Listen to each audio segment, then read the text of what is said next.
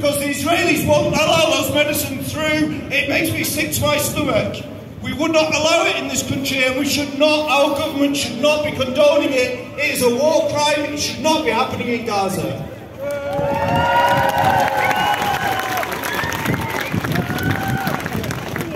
I want to say as well, as other trade unions today have commented, you have a right to be here. Nobody should be able to tell you that you do not have a right to raise your voices for Palestine. This is not about hate. This is about love. This is about creating the conditions for peace.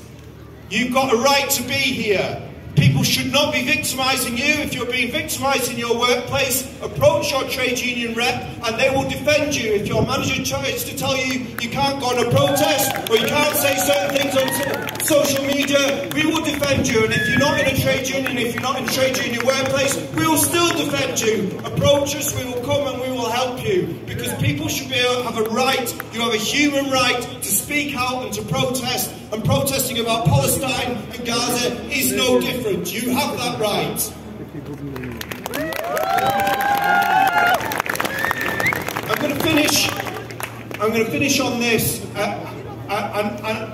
I believe, and it's difficult to see it now, with so many people dying by the hour, with so much hatred, with so much war. But I believe that there is a peaceful solution. I believe that there can be peace in Palestine. What does it look like? It looks like justice. It looks like social justice. So you